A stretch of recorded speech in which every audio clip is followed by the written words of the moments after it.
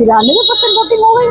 अब देखिए अब नेक्स्ट चरण में क्या होता है, जो नेक्स्ट और फाइनल चरण है। हाँ, क्योंकि मोदी जी ने तो अब नौका विहार भी कर लिया। नहीं पता है, लेकिन ये बात कुछ कह रही है, कुछ बहुत बड़ी चीज का सिम्टम है कि इतना ज्यादा हैवी, मतलब और वो सुनने में आ रहा है कि जो जब देश आजाद हुआ था उसके जस्ट बाद जो पहला चुनाव हुआ था उसके बाद अब जाके इतनी हैवी वोटिंग कहीं पर। ये बहुत बड़ी बात होती है और इसका क्रेडिट देखा जाए तो जो विपक्ष इनको गालियां दे रहा है, हाँ, मुख्य चुनाव आयोग, उनको बहुत बड़ा जाता है कि बहुत बड़ी बात है कि किसी भी पोलिंग बूथ में 92%, 95%, मतलब कि समझ लीजिए 100 में से केवल 5 या 8 लोग नहीं दिए। अच्छा पता है, मेरी फ्रेंड है नोएडा में, तो कह रही थी कामवाली नहीं आ रही, कामवालियों का तुमने दूसरी बुला लो। तो बड़ी अरे कामवालियों का टोटा पड़ गया है, मैं क्यों, उन सब चली गई वोट डालने, क्योंकि वहाँ पर दिल्ली में पता ही होगा कि उधर के बहुत सब बंगाल से, बिहार से, बंगाल और बिहार के बहुत लोग काम करते हैं।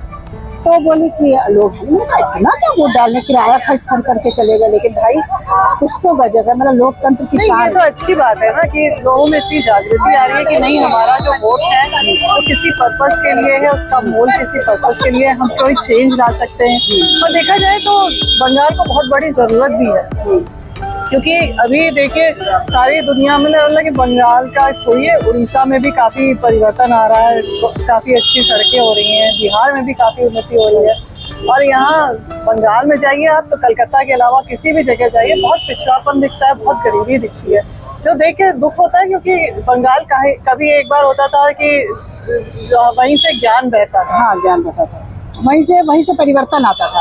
अब जब मैं बताऊं एक बीइंग अ लेडी, किसी राजनीतिक पार्टी की तरफ से नहीं मैं कह रही हूँ, मैं एक लेडी के तौर पे कह रही हूँ कि भाई ममता बनर्जी के जीवट का, उनके जुझारूपन को तो दाद देनी पड़ेगी कि वो बिल्कुल मतलब जी जान से लगी हुई है इस चुनाव के लिए या वहाँ की राजनीति के लिए जुटी हुई है। तो लगता है कहीं ना कहीं कुछ देखो क्या होता है, कुछ टक्कर तो बराबर की दे रही है।